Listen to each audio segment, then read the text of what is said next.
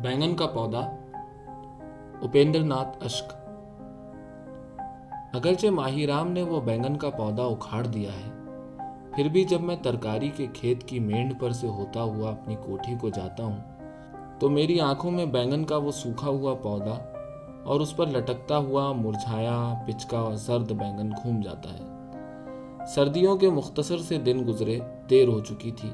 खाना खाने के बाद जब मैं एक लंबा चक्कर लगाकर नीचे खादी की मोटी बनियान, उस पर छोटा गर्म अंडरवेयर, उस पर मोटे खद्दर की कमीज, उस पर अचकन और गुलूबंद और उन सब के ऊपर ओवरकोट पहने, हाथ में बीड़ी लिए, अपने लोहे की एड़ी वाले फ्लैक्स बूटों की ठक ठक में मस्त, दिसंबर की तीखी ठंडी हवा से बचने के लिए कानों को ओवरकोट के कॉलरों में छुपाता हुआ अपनी कोठी के बरामदे में दाखिल हुआ तो वहां एक मैली सी चारपाई पर एक नहीफो नजार बूढ़े को अंधेरी काली रात की तरह काला खस्ता और बोसीदा लिहाफ लपेटते देखकर कुछ ठिठक गया।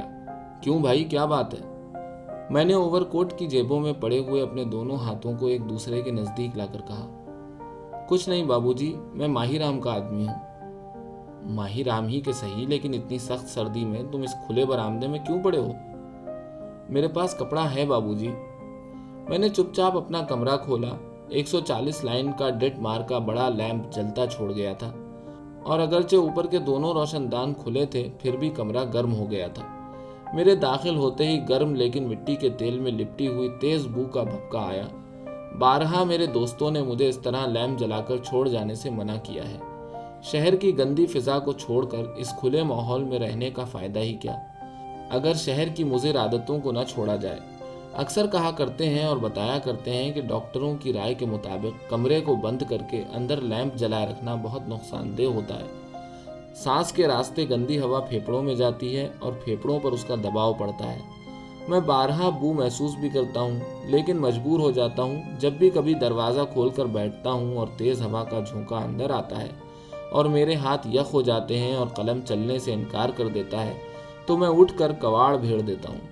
जैसे सिगरेट पीने वालों को उसकी कड़वी कसीली सर चकरा देने वाली बू अच्छी लगती है, कुछ उसी तरह ये सब मुझे भी अच्छा मालूम होने लगा है। हैट को खोटी पर टांग कर और गुलूबंद को सर और कांधों के इर्द गिर्द लपेट कर मैं काम पर आ बैठा। बैठ तो गया, लेकिन मेरा ध्यान बरामदेही की तरफ लगा रहा। इस बूढ़े को मैंने पहले भी देखा था, सुबह ही देखा था। वो बैंगन के पौधे छांट रहा था और कम्युनिटी किचन से, जो कि मुश्तरका बावर्ची खाना होता है, घर आते हुए मैंने उससे पूछा भी था कि वो क्यों ऐसा कर रहा है। उसने बताया था कि बैंगन का पौधा 2 बार फल देता है, एक बार छांट दिया जाए तो और भी फलता फूलता है। मैंने उन सूखे पत्तों से महरूम बैंगन के पौधों पर निगाह डाली थी। एक पौधे पर एक मुरझाया हुआ सूखा सुकड़ा पिचका जर्द रू बैंगन लटक रहा था। वहां से हटकर मेरी नज़र उस बूढ़े पर जा टिकी। उसकी उम्र न जाने कितनी थी, लेकिन वो बेहद मुअम्मर दिखाई दे रहा था। अगरचे उसने सर्दी से बचने के लिए खीस ओढ़ रखा था, फिर भी उसके लकड़ी से पतले हाथ, बांस सी टांगे, सूखा चमरख चेहरा और आंखों के हल्के साफ नजर आते थे। उस वक्त एक अजीब सा ख्याल मेरे दिल में पैदा हुआ था। बैंगन का पौधा जब सूख जाता है तब छांट देने पर फिर से फल ले आता है। सांजना छांटने पर पहले से भी ज्यादा बढ़ता है। नबातात में ऐसे दरख्तों और पौधों की कमी नहीं जो छांटने पर पहले से भी ज्यादा फलते फूलते हैं। शिटाला, दूब, मेथी। तो इस इंसान को खुदाए बर्तर ने ऐसा क्यों नहीं बनाया? लेकिन वहीं खड़े खड़े जैसे मुझसे किसी ने कहा कि इंसान की बेल भी तो अमर है, मौत उसकी कैंची है, मर्द औरतें बच्चे और बूढ़े उसके फल फूल पत्ते और शाखें हैं। जब ये सूख जाते हैं या गल सड़ जाते हैं, ये कैंची उन्हें काट देती है और उनकी जगह नित नए हरे भरे जिंदगी की हरकत से धड़कते छलकते कूदते हंसते नाचते गाते फूल और पत्ते लगते हैं और जिंदगी की अमर बेल फलती फूलती झूमती झामती चली जाती है। लेकिन ये बूढ़ा यहाँ सर्दी में क्यों आ पड़ा है? क्या इसका कोई घर घाट नहीं? और अपनी उस महवियत से जरा चौंक कर मैंने पूछा, क्यों जी, तुम हो कौन? मैं जी माहीराम का आदमी हूँ। हाँ हाँ, माहीराम के आदमी तो हो, लेकिन माहीराम के क्या होते हो? बूढ़ा कुछ जवाब देने लगा था कि उसे खांसी का दौरा पड़ा। कई लम्हे लगातार खांसने के बाद अपनी सांस को मुश्किल से दुरुस्त करते हुए उसने बताया कि वो रिश्ते में माहीराम का कुछ नहीं लगता।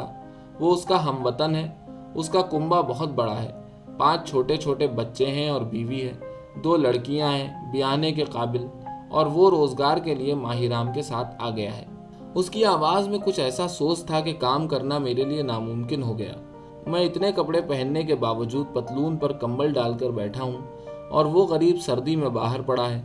बिस्तर के नाम पर शायद एक फटी दुलाई उसके पास है और वो मैला काला लिहाफ भी बरसों का पुराना है। करीब करीब पिघल कर मैंने कहा, तो भाई अंदर लेट जाओ, बाहर तो बड़ी सर्दी है। बरामदा दोनों तरफ से खुला है, बाहर तुम क्यों बैठे हो?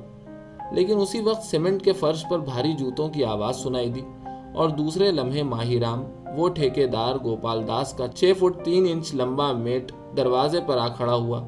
बड़ी सी पगड़ी, उसके नीचे काला मोटा कंबल, घुटनों तक धोती और पाँव में शेर सवा शेर का जूता। एक दिन 6 मूलियों के लिए वो 1 मील तक एक आदमी के पीछे दौड़ता चला गया था और वहां पकड़कर उसने उसे वो पटखनियां दी थीं कि फिर उसने कभी इधर का रुख न किया था। हमने इसे खुद यहाँ सुलाया है बाबूजी, माहीराम ने कहा। न जाने कौन साला रात को खेतों में डाका डालता है। 2-3 दिन देखते देखते हो गए। सारे खेत में गोभी कैसे फूल न मिलेंगे। परसों कोई तमाम पके हुए टमाटर उतार कर ले गए। आप जानते हैं कि हमें किचन को तरकारी भी सप्लाई करनी पड़ती है। फिर 200 रुपए का ठेका ले रखा है, वो भी तो इसी में से पूरा करना पड़ता है। और फिर मजदूरों की मजदूरी। लेकिन तरकारी पर कौन डाका डालता जाता है? यहाँ तो कभी चोरी होते नहीं सुनी। मेरी कोठी सुनसान जगह में है, पास में कोई कोठी नहीं, लेकिन मैं तो दरवाजे खुले छोड़कर घंटों गायब रहता हूँ। नहीं बाबूजी, बाहर का आदमी इतनी सर्दी में सिर्फ 10 गोभी के फूल लेने नहीं आ सकता। लेकिन उस दिन मूलियाँ, वो और बात थी बाबूजी। वो तो कोई राह चलता आदमी था, जाते जाते उखाड़ कर ले गया। ये कोई यहीं का है। मैं साले को पकड़कर ऐसा सबक सिखाऊंगा कि उम्र भर किसी चीज को हाथ न लगाए। और उसके मोटे मोटे होंठ फैल गए और चेचक का मारा हुआ चेहरा तन गया। लेकिन भाई, अगर चाहो तो इसे अंदर सुला दो। नहीं बाबूजी, सर्दी तो आप अमीरों को लगती है। इसे तो यूं ही महज दिखावे के लिए यहाँ सुला दिया है, वरना रखवाली तो मैं करूंगा। इन मुंकरों के पीछे बैठकर यूं ही ये समझ कर कि बूढ़ा सो गया है, कोई आया कि मैंने धर दबोचा। और वो हंसा। लेकिन इसके पास काफी कपड़े हैं इसके पास बाबूजी। ये कहता हुआ वो चला गया। बूढ़े को फिर खांसी का दौरा पड़ा। मैं फिर काम में मुनहमिक हो गया, लेकिन मुझसे काम हो नहीं सका। मेरे सामने उन दोनों के मालिक की तस्वीर खींच गई। ठेकेदार गोपाल दास, धन दौलत औलाद और बेफिक्री से उसके गाल इस 50 साल की उम्र में भी गुलाब की तरह सुर्ख थे। इस हड्डियों में पेवस्त होने वाली सर्दी में जब ये बूढ़ा बाहर पड़ा है, वो अपने गर्म लिहाफ में लेटा दहकती हुई अंगीठी से गर्म अपने कमरे में मजे से गप्पे हाँक रहा होगा, ताश या शतरंज खेल रहा होगा। और यूं ही सोचते सोचते मेरी आंखें बंद होने लगी। कुछ गुनूदगी सी मुझ पर तारी होने लगी। खाना ज्यादा खा गया था, कपड़ों का बोझ मैंने लाद रखा था और कमरा खूब गर्म था। मैं उठा, कुछ जरूरी कागज कलम दवात लेकर सोने के कमरे में छोड़ आया।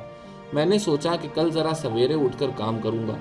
दफ्तर के कमरे को ताला लगाते हुए मैंने एक बार फिर बूढ़े से पूछा कि अगर वो चाहे तो दफ्तर को खुला छोड़ दूं। लेकिन नहीं बाबूजी, मेरे पास काफ़ी कपड़े हैं। उसका जवाब सुनकर कुफ्ल बंद करके मैं अपने छोटे से गर्म कमरे में चला गया। बिस्तर बिछा हुआ था, सिर्फ लिहाफ पर कंबल और मैंने डाल लिया और कपड़े बदल कर लेट गया। बिस्तर बर्फ की तरह ठंडा था। मैंने पाँव सुकेड़ लिए और फिर उन्हें आहिस्ता आहिस्ता फैला दिया।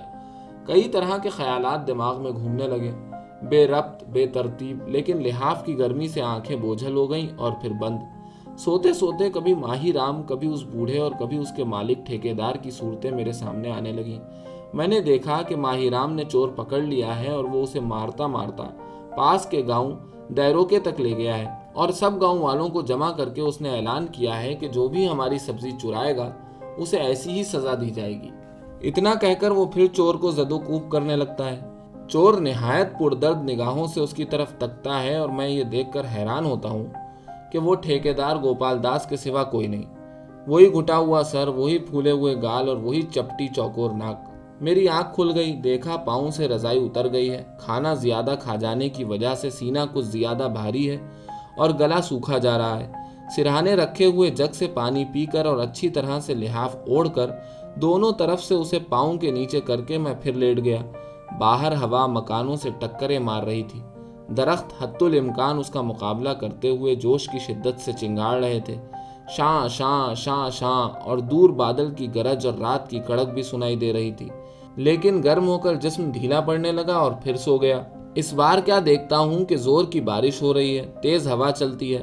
पाव पाव भर के ओले पड़ते हैं। सारी सब्जी तबाह हो जाती है, क्यारियों में पानी भर जाता है। सिर्फ मुरझाए हुए सुकड़े सिमटे पीले जर्द बैंगन का वही पौधा खड़ा रह जाता है। फिर वो बैंगन मेरे सामने बड़ा होना शुरू हो जाता है और मैं देखता हूँ कि उसकी शक्ल उस बूढ़े की सी बन गई है। घुटनों को बाजुओं में लेकर छाती से लगाए वो सुकड़ा सिमटा नंगा अपनी लंबी चोटी के सहारे लटक रहा है। ओले उसके सर पर लगते हैं और वो उसी बैंगन के पौधे के साथ लटका हुआ झूलता है।